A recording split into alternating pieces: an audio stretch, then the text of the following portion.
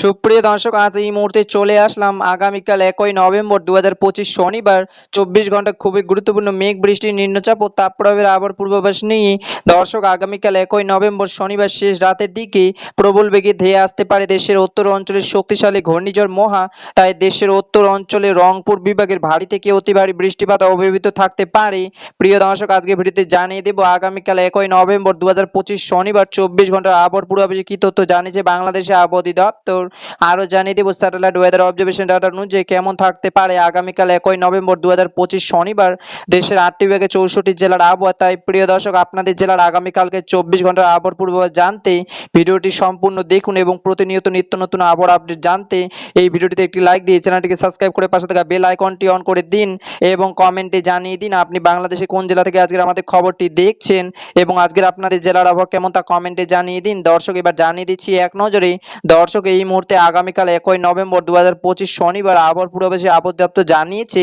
আগামীকাল শনিবার সকাল 9টা থেকে 24 ঘন্টার মধ্যে বৃষ্টিপাতের সম্ভাবনা রয়েছে রংপুর এবং ময়মনসিংহ বিভাগের অধিকাংশ জায়গায়, রাজশাহী, ঢাকা ও সিলেট বিভাগের কিছু কিছু জায়গায় এবং খুলনা, বরিশাল ও চট্টগ্রাম বিভাগের 2-1 জায়গায় হালকা থেকে মাঝারি ধরনের বৃষ্টি অথবা বজ্রসহ বৃষ্টি হতে পারে এবং সেই সাথে রংপুর ও ময়মনসিংহ বিভাগে কোথাও কোথাও মাঝারি ধরনের ভারী থেকে অতি ভারী বর্ষণ হতে পারে এবং শনিবার বাংলাদেশের দিন ও রাতের তাপমাত্রা প্রায় অব্যাহত থাকতে পারে। প্রিয় দর্শক, এবার সরাসরি চলে আসলাম স্যাটেলাইট ওয়েদার অবজারভেশন ডাটার এবং রেডার অনুযায়ী এই মুহূর্তে দেখতে পাচ্ছি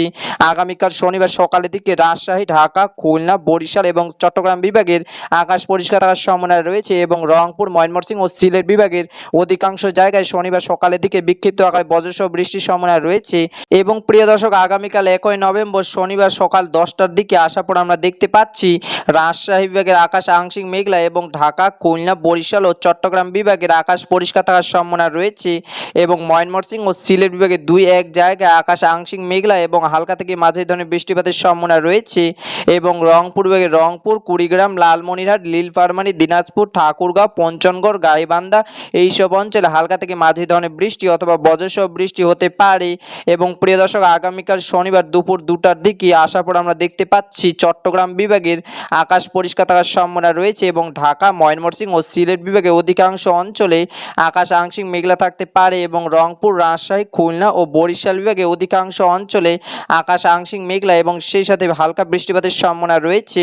শনিবার দুপুরের দিকে এবং প্রিয় দর্শক, শনিবার দুপুরের দিকে দেশের তাপমাত্রা থাকার সম্ভাবনা রয়েছে ঢাকা এবং রাজশাহী বিভাগের 32 ডিগ্রি সেলসিয়াস এবং চট্টগ্রাম বিভাগে 31 ডিগ্রি সেলসিয়াস এবং সিলেট ও ময়মনসিংহ বিভাগে 30 ডিগ্রি সেলসিয়াস এবং খুলনা ও বরিশাল বিভাগে 29 ডিগ্রি সেলসিয়াস এবং সর্বনিম্ন তাপমাত্রা রংপুর বিভাগে 27 ডিগ্রি সেলসিয়াস এবং প্রিয় দর্শক, আগামীকাল শনিবার সন্ধ্যার দিকে আসার পর আমরা দেখতে পাচ্ছি বৃষ্টির প্রবণতা অনেকটাই কমতে পারে শনিবার সন্ধ্যার দিকে। যদিও ঘূর্ণিঝড় মহার কারণে দেশের উত্তরাঞ্চলে রংপুর বিভাগে সকাল থেকে দুপুর পর্যন্ত হালকা থেকে মাঝারি ধরনের বৃষ্টি এবং বজ্রসহ বৃষ্টি পূর্বাভাস রয়েছে, তবে প্রিয় দর্শক, শনিবার সন্ধ্যার দিকে রাজশাহী বিভাগে রাজশাহী, মেহেরপুর এবং আশেপাশে অঞ্চলে হালকা থেকে মাঝারি ধরনের বৃষ্টিপাতের সম্ভাবনা রয়েছে এবং ময়মনসিংহ ও বরিশাল বিভাগে আকাশ শনিবার সন্ধ্যার দিকে আংশিক মেঘলা থাকতে পারে এবং ঢাকা, খুলনা, বরিশাল ও চট্টগ্রাম ও সিলেট বিভাগের আকাশ আংশিক শনিবার সন্ধ্যার দিকে পরিষ্কার থাকার সম্ভাবনা রয়েছে এবং প্রিয় দর্শক, আগামীকাল শনিবার রাত 8টা থেকে শনিবার মধ্যরাতের পর্যন্ত